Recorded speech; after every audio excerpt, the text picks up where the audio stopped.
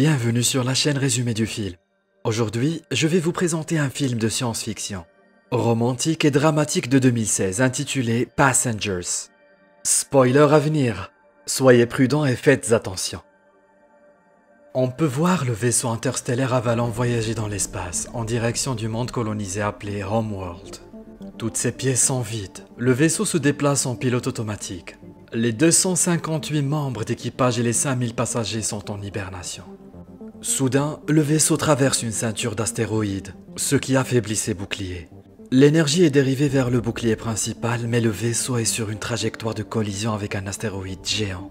Soudain, l'astéroïde entre en collision avec le vaisseau, provoquant divers dysfonctionnements. Le vaisseau commence à s'auto-réparer, mais une des cabines de sommeil est activée. Le passager réveillé est Jim Preston, un ingénieur en mécanique. Sa capsule s'ouvre et un système automatisé l'aide à se réveiller, en l'informant qu'il a passé et que le vaisseau n'est qu'à 4 mois de Homeworld 2. On lui dit qu'il peut passer ce temps à profiter du luxe du navire. Jim reçoit des instructions sur son bracelet d'identification, ses quartiers et les actions de base qu'il doit accomplir avant d'arriver sur la planète. Excité et nerveux avant de rencontrer les gens du vaisseau, il se prépare, quitte ses quartiers et se dirige vers une salle de classe automatisée conçue pour l'ensemble du groupe de formation. Jim a l'air un peu anxieux alors que l'hologramme explique la situation de la Terre, la qualifiant de surpeuplée.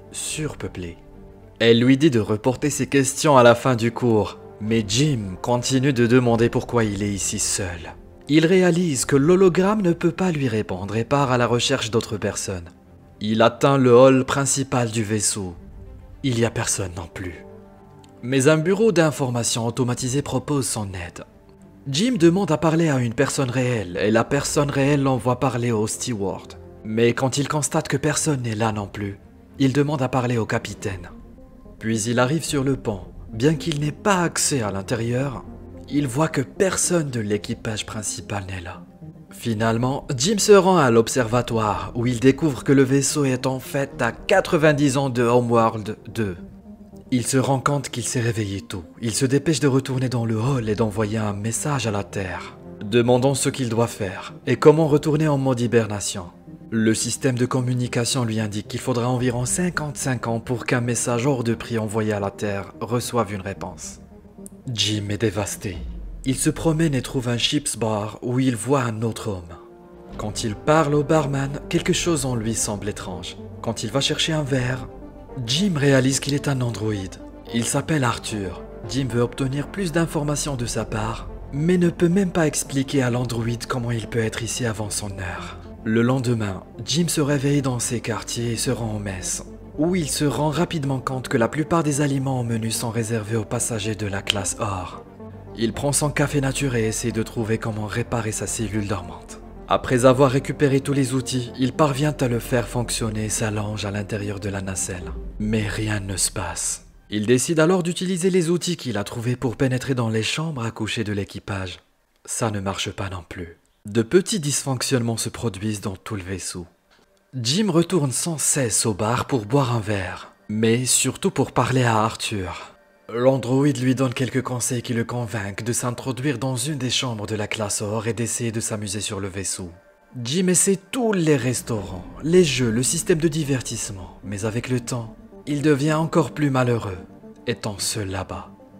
Un jour, il est ivre et se promène dans les cabines de sommeil lorsqu'il tombe sur un sas contenant des combinaisons spatiales conçues pour les sorties dans l'espace.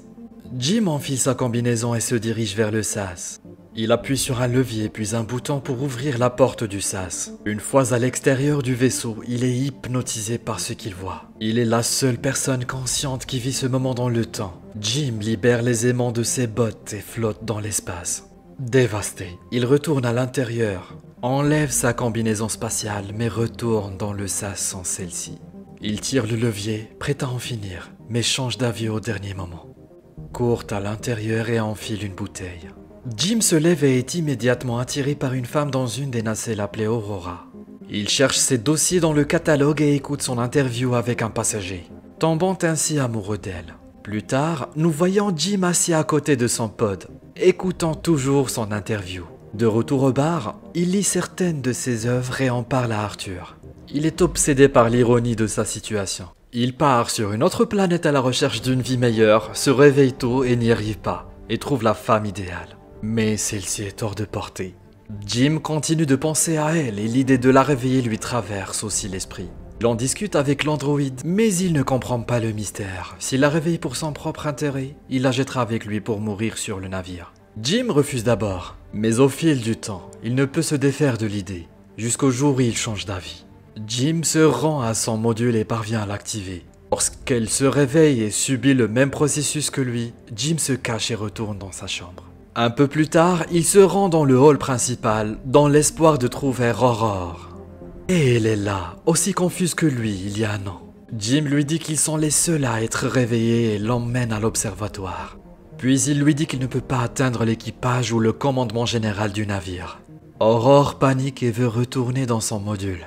Lorsqu'ils y arrivent, Jim explique qu'il n'y a pas d'équipement spécial sur le vaisseau pour les aider à retourner en hibernation, lui faisant ainsi comprendre qu'ils sont coincés. Il retourne dans le hall et dit qu'elle devrait se reposer car elle vient de sortir de l'hibernation. Elle a de la peine pour lui car il doit passer plus d'1 an seul sur le navire. Jim retourne au bar, regrettant ce qu'il a fait.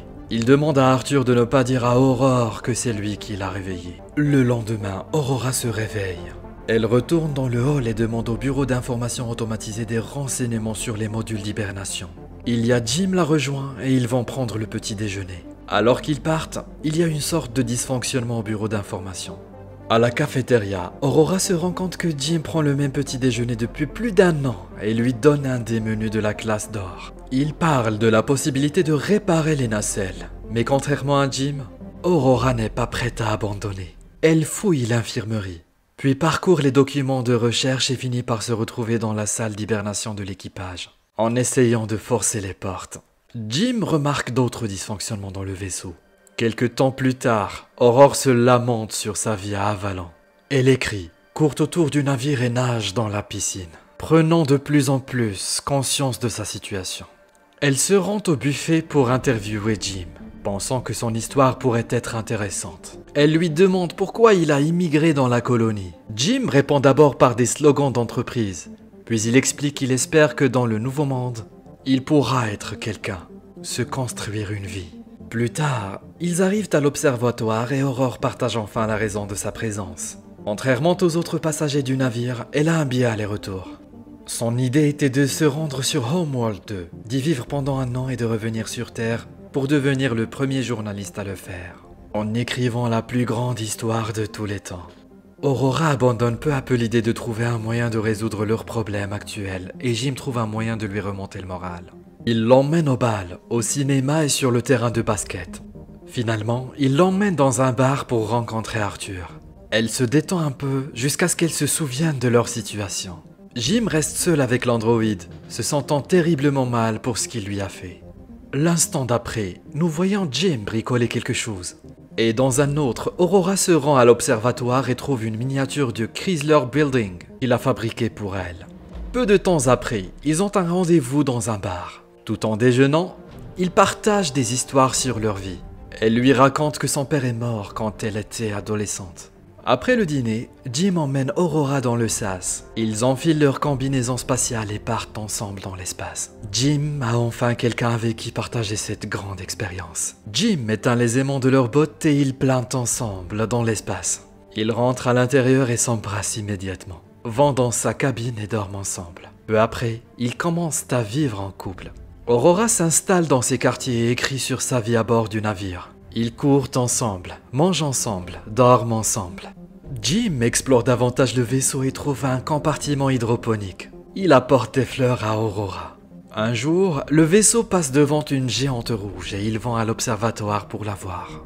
C'est l'anniversaire d'Aurora. Alors plus tard dans la soirée, il le fait dans l'un des nombreux restaurants du navire, puis dans un bar. Jim va dans la salle de bain et prépare la bague qu'il a faite pour Aurora pendant qu'elle reste au bar à discuter avec Arthur. L'androïde dit à Aurora que Jim l'a délibérément réveillée, sans savoir qu'il doit encore garder le secret. Soudain, Jim revient et le confronte avec incrédulité. Elle s'enfuit, furieuse et paniquée. Jim retourne dans ses quartiers et découvre que toutes ses affaires ont disparu. Le lendemain, il la confronte dans la cantina, mais dès qu'il parle, elle s'enfuit. Aurora est désespérée. Une nuit, Elle se rend dans le lit de Jim, le frappe de ses poings et lui donne des coups de pied, voulant le tuer. En lui parlant au téléphone parce qu'elle ne cesse de l'éviter, Jim tente de s'excuser et de lui expliquer ses actes. Il lui dit qu'il est tombé amoureux d'elle, mais qu'Aurora s'en moque. Elle ne peut pas lui pardonner d'avoir pris sa vie. Une nuit, alors que Jim est dans ses quartiers, un autre dysfonctionnement se produit. Le vaisseau rencontre une erreur critique et l'équipage principal se déconnecte. Plus tard, il entre dans l'ascenseur et celui-ci se met en panne. Aurore entre dans le hall principal et voit que Jim y a planté un arbre. Elle se rend ensuite à la cantine, où le magasin de nourriture est également hors service. Soudain, ils entendent tous deux la voix du chef de pan qui leur demande qui a planté l'arbre. Ils courent tous deux dans le hall et voient Gus Mancuso devant l'arbre de Jim. Ils se présentent et décrivent la situation au superviseur. Il ne comprend pas comment 3 pods peuvent être hors service. Mancuso les conduit à la passerelle et découvre que quelque chose ne va pas dans le vaisseau. Mais les informations sur les systèmes doivent être vérifiées manuellement. Lorsqu'ils quittent la passerelle, le robot manque de leur tomber sur la tête. Et tous deux expliquent à Mancuso que les dysfonctionnements se multiplient dans tout le vaisseau. Il dit que cela ne devrait pas se produire et leur montre comment collecter les données.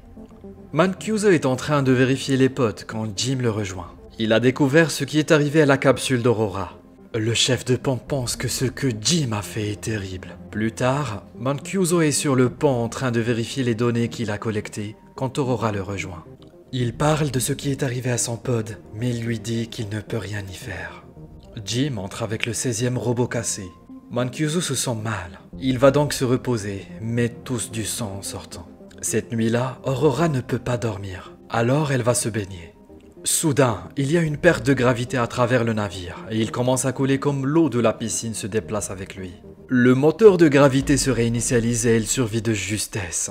Ils se heurtent les uns aux autres, sur le point de trouver Mancuso. Tous les 3 retournent sur le pont, découvrant lentement ce qui arrive au vaisseau. Mancuso découvre que quelque chose s'est produit il y a 2 ans, détruisant le système principal. Ils doivent trouver et réparer ce qui a causé le pépin. Parce que tout le vaisseau essaie de réparer le relâchement. S'il ne le répare pas, tout le navire va s'échouer. Ils partent à la recherche du problème, mais Mancuso perd connaissance. Alors Jim et Aurora l'emmènent à l'infirmerie. Il meurt et il n'existe aucun traitement pour l'arrêter ou prolonger le temps qui lui reste. Peu de temps après, ils se retrouvent tous les 3 à l'observatoire et Mancuso donne à Jim son bracelet d'identification. Leur dit de réparer le vaisseau et meurt immédiatement. Soudain, les lumières deviennent d'un rouge inquiétant et le vaisseau commence à trembler. Jim dit à Aurora qu'il a besoin de son aide et il court vers les ingénieurs. Mais il y a un autre dysfonctionnement dans le moteur de gravité. Et puis il y en a une autre, qui touche aussi Arthur. Jim le désactive. Enfin, ils arrivent en ingénierie et commencent à chercher le problème. Le problème se situe à la centrale électrique, et quand ils ouvrent la trappe, Aurora est aspirée à l'intérieur. Un astéroïde a percé un trou dans la coque dans cette zone.